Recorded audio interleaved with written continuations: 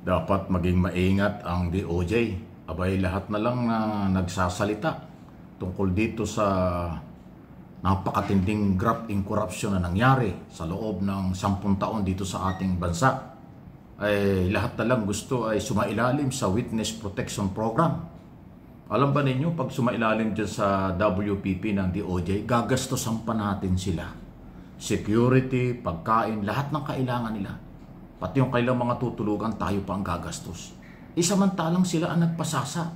Yung mga kontraktor na diskaya at iba pa, yung mga district engineer, assistant engineer, at kung sino-sino pa na nagsalita, lahat sila'y kumita. Wala naman nag-deny, lahat sila'y kumita ng napakaraking pera. Daan-daang milyon. Nakabili sila ng mga rest house, ng mga mamahaling sasakyan, nagkakasino, lahat ng luho. Nung hindi pa nabubuko, ginawa nila. Ngayong nagkabukuhan na, gusto nila, tayo pa rin, pera pa rin ng gobyerno, pera ng mamamayan, ang gagastusin para sila proteksyonan. Bakit hindi sila mag-provide ng sarili ng security? Eh sila naman ang kumita, sila naman ang nagpasasa sa pera. Kaya again, dapat lang ho maging maingat ang DOJ. Isang punto pa lang yan. Pangalawa, abay pag lahat na lang ho na magsasalita ay testigo, baka wala nang akusado, mawala ng suspect. Mahirap yan. Huwag nating kalimutan ang mga nagsalitang ito na gusto ay maging testigo, state witness, sila ay akusado rin. Sila ang gumawa rin ng kalukuhan.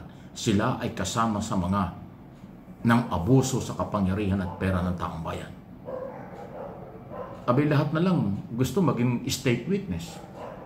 Meron nga isang senador, nagagalit pa dahil hindi nasunod yung gusto niya na maging state witness yung Diskaya. Ano ba naman yan?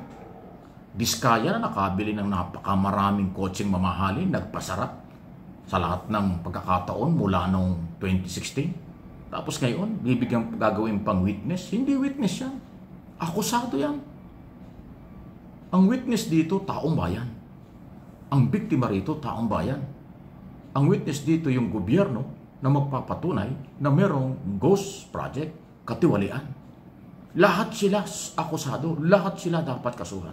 Senador, congressman, district engineer, regional director, Yosek Asek na merong kinalaman sa anuman yang ito, kasama na po ang lahat ng proponent ng project. Yan ang dapat kasuhan. Ni isa, hindi sila pwedeng, kahit sino sa kanila, hindi pwedeng testigo, hindi pwedeng witness. Lahat sila ay may pananagutan dahil milyon, bilyon ang kinita nila, trilyon ang pinagparte-partehan nila na pera ng mamamayang Pilipino. Ganun pong katindihan. Kaya again, Secretary Remulla, maging maingat po kayo dito sa mga testigo na si Undersecretary Bernardo, Engineer Alcantara, Engineer Hernandez, Engineer Mendoza at kung sino-sino pa. Pati yung bagong testigo na yan na si Orly Gotesa na testigo ni Marcoleta, pinagdududahan na. At iba pa. Pero siyempre, expected natin lahat nagdi-deny.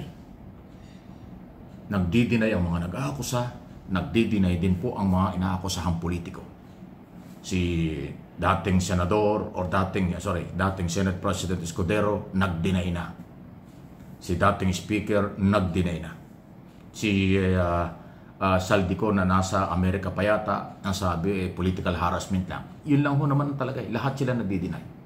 Pero sa totoo lang, sila yung proponent ng project eh. Pati si Jingo Estrada nagdi-deny. Pati yung kampo ni Bong Revilla nagdi-deny din. Pati yung kampo ni dating Senador Nancy Binay, nagdi-deny din. Pati yung kampo ni Villanueva at Estrada, lahat sila.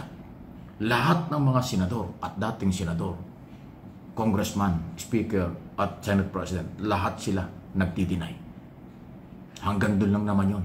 Wala namang aamin sa mga yan. Lalaban at lalaban yan mga yan hanggang sa korte dahil marami silang pera. Kaya nilang kumuha ng mga mamahaling abogado, di company nilang lawyer o company, para sila ipagtanggol. Yan po kasi.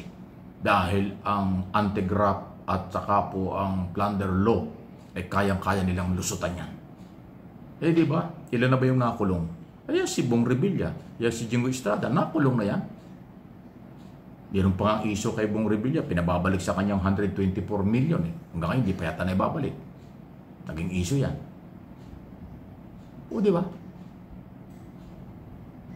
Yan ho yung kaganapan. So, hindi po ito politika. Kasi sinasabi, puro political harassment, puro pamumulitikal lang. Hindi. Taong bayan ay nawala ng pera. Taong bayan ay ninakawan ninyo. Taong bayan inabuso nyo.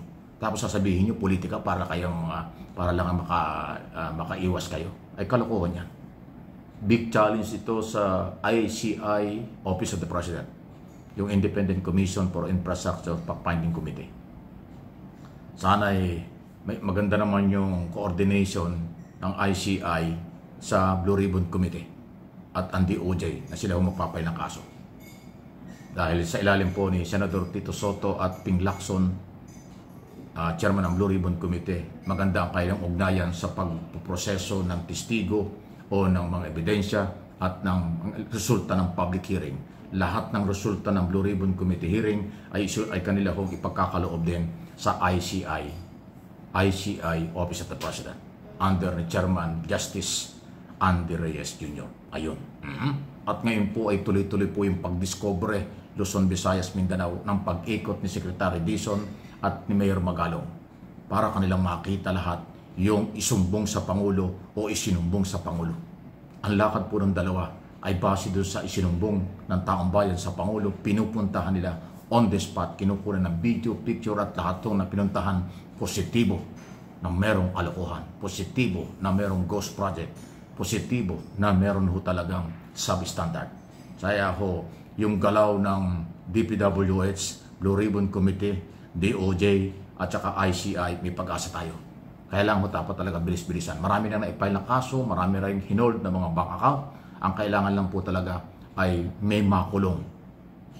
Ang problema dito sa ating bansa, kahit na napakalaki ng problema sa korupsyon, hindi basta-basta hinuhuli hanggat walang court order o warrant of arrest.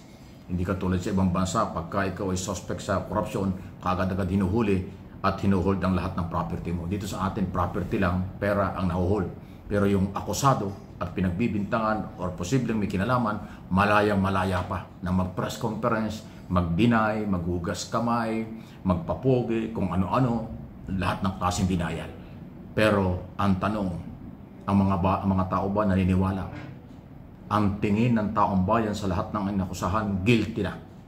Kasi napakalaking pera nang nawala. Yan ang pinakamasakit dyan. Lahat ng inakusahan, ang tingin ng taong bayan, guilty. Kahit anong paliwanag nyo.